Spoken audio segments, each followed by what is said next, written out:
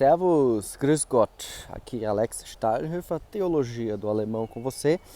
Hoje vamos falar sobre fundamentalismo. Sim, a treta do Twitter continua aqui no meu canal, mas eu não quero tretar, eu quero falar com você a respeito do tema de forma séria, de forma respeitosa e também trazendo aqui algumas questões históricas, filosóficas, teológicas que são importantes para esse debate. Mas antes, quero agradecer o pessoal que comentou no vídeo, que falou que alguns gostaram desse formato meio vlog e tal. Eu nem tinha pensado nisso, tinha pensado mais na questão prática, porque eu vi alguém fazendo assim, pensei, legal, vamos fazer. E agradecer os comentários, então, o pessoal, as perguntas que o pessoal deixou, que eu tentei responder ao máximo, e sugestões, pedidos de literatura.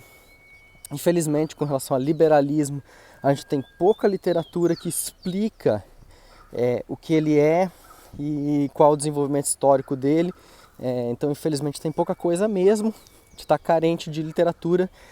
Mas tem literatura dos próprios liberais que você encontra alguma coisa, de Adolf von Harnack, eu já vi, eu acho que tem de Ritschl também alguma coisa, você pode ler alguns livros deles em português, dá uma procurada na internet. Então hoje eu quero falar sobre fundamentalismo. Diferente do outro vídeo, eu não vou começar com uma abordagem histórica, mas eu quero começar com uma abordagem do termo. O que significa fundamentalismo? Qual é a ideia por trás desse termo? Então, fundamentalismo pode ter várias interpretações, várias conotações, na verdade. Eu quero dizer, são várias conotações do termo que a gente encontra por aí, que acaba meio que virou um xingamento, né? Ninguém quer ser chamado de fundamentalista, porque isso se tornou algo associado com radicalismo, com extremismo, com homem-bomba até, né? Em certa época aí estava muito essa questão do radicalismo islâmico, do fundamentalismo religioso, de homens-bombas, e ninguém estava afim de se identificar com esse tipo de fundamentalismo, então se afasta dele. Mas no final das contas a pergunta é: o que é exatamente fundamentalismo? O que a gente quer dizer quando fala sobre esse assunto? Bom, existe uma abordagem filosófica do fundamentalismo, existe uma hermenêutica fundamentalista, e que aqui não há nenhum juízo de valor, não quero dizer se ela é boa ou se ela é ruim, simplesmente ela existe. E, por exemplo, ela está muito presente no direito. Quando você vê discussões sobre a Suprema Corte americana, ou até mesmo uma discussão sobre o casamento homoafetivo, a união estável homoafetiva no Brasil, a equiparação com o casamento, etc., que foi um debate do nosso Supremo Tribunal Federal, existe uma pergunta: o que vale é o que está escrito literalmente no texto legal, na Constituição? Então, o casamento é um homem e uma mulher. O que vale é a intenção por trás do texto, uma camada mais profunda de sentido que os ministros podem interpretar da Constituição, podem extrair da Constituição por aquilo que estaria implícito no texto. Então, a abordagem mais literal, vamos dizer assim, que olha para o texto e diz: não, está escrito homem e mulher, então é homem e mulher. Essa é uma abordagem que a gente chama de fundamental. Por quê? Porque ela tem um princípio, um fundamento bem claro, que é o fundamento escrito, fundamento do texto escrito. Por isso ela também é pressuposicionalista, ou seja, tem um pressuposto. O pressuposto é o texto escrito, e se baseia apenas no texto escrito, se limita ao texto escrito, tá? A outra abordagem, uma abordagem mais, vamos dizer, contextual, ou mais de uma hermenêutica do sentido, vai procurar essa camada mais profunda, e por isso conseguiu desviar o foco no caso do casamento homoafetivo, da pergunta do que o texto está dizendo, literalmente, para aquilo que o que estaria na base da relação, que seria o afeto, essa questão do afeto que constituiria a família, e então eles fizeram essa interpretação. Então, fundamentalismo, primeiramente, tem uma questão de hermenêutica filosófica. E isso não tem nada de errado aqui, são duas possibilidades de entender o texto, um texto qualquer, filosófico, literário, jurídico e teológico. E não necessariamente é essa abordagem que dá origem ao fundamentalismo historicamente. Depois eu quero falar sobre a origem histórica. Uma outra questão conceitual a respeito do fundamentalismo é o que ele significa do ponto de vista sociológico, o que ele significa do ponto de vista da sociedade onde a gente está, como ele surge ali nesse meio.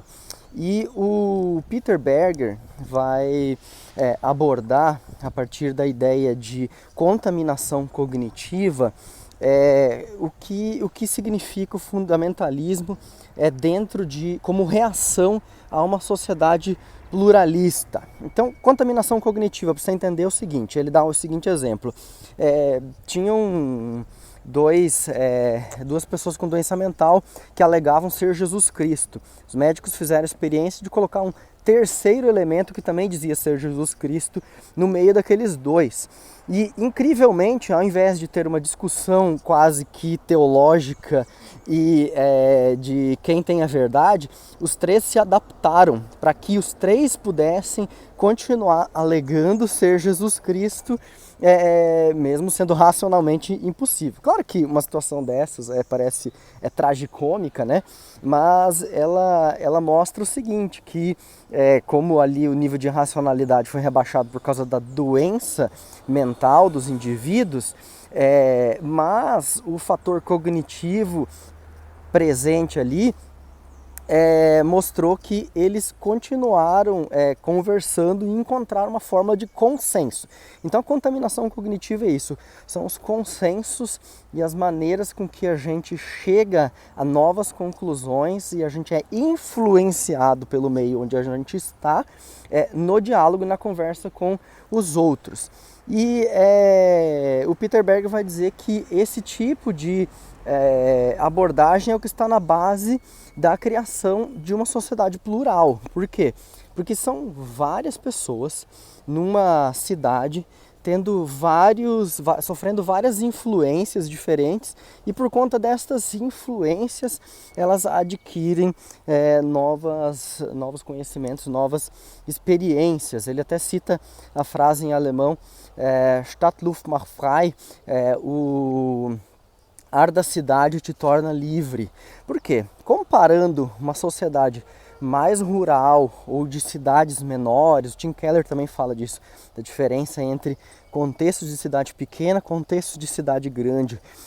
Numa cidade pequena, uma sociedade mais rural, mais tradicional, os valores são muito uniformes. A maneira de vivenciar a fé é muito uniforme.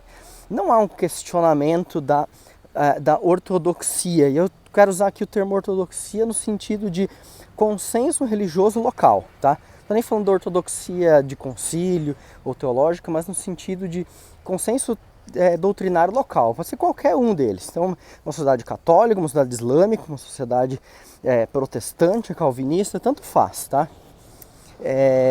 Numa sociedade menor, esse consenso não vai ser questionado por causa das normas culturais tradicionais ali daquele ambiente.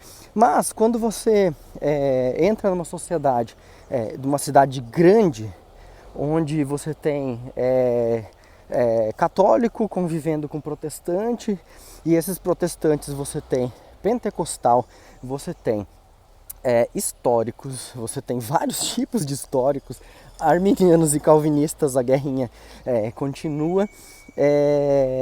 Você tem gente vindo de fora, estrangeiros e pessoas de outras nacionalidades.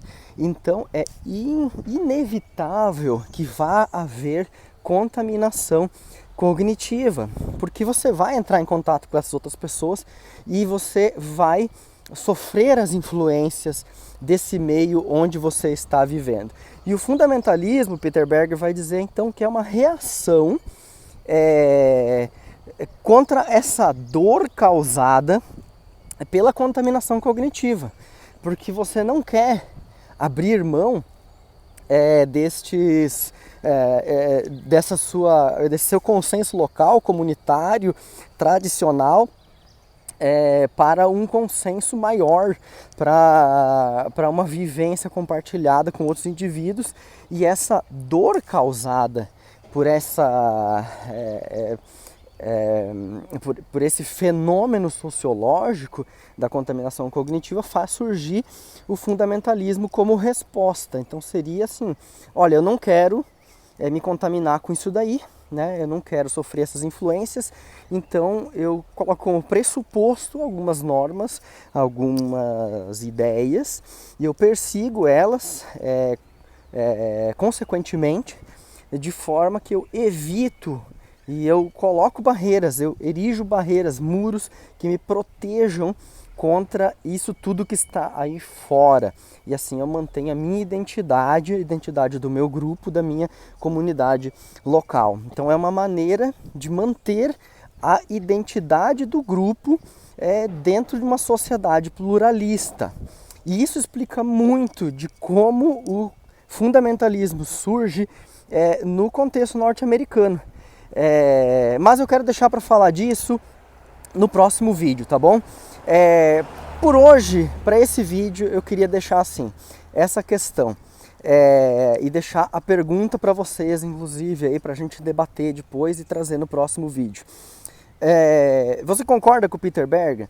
Será que de fato o fundamentalismo ele é uma reação à contaminação de uma sociedade pluralista?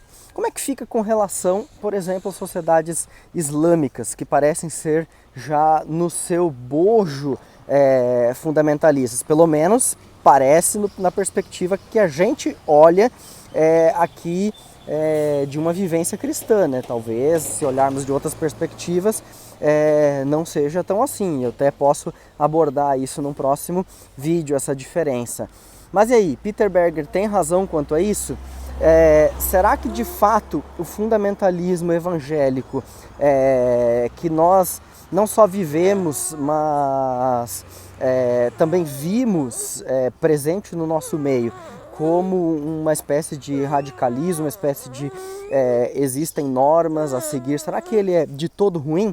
Será que de fato nós não precisamos de normas, não precisamos também de fundamentos claros para a nossa fé?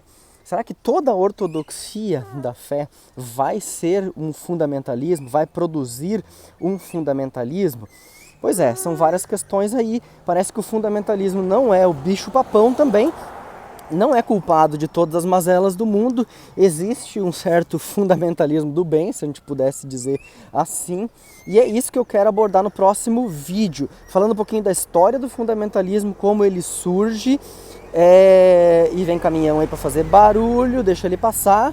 Caminhão do gás, ainda bem que não tem musiquinha. Então vamos falar no próximo vídeo sobre o surgimento dele e dar nome aos bois. Eu acho que isso é importante para a gente diferenciar o que é a ortodoxia da fé, porque é importante mantê-la, o que está em questionamento e que tipo de fundamentalismos podem ser danosos também para a própria ortodoxia da fé, tá bom? Então deixa o seu comentário, diz se você gostou desse vídeo, se foi útil para você e deixa as perguntas aí para a gente continuar abordando o tema no próximo vídeo. Abraço, tchau!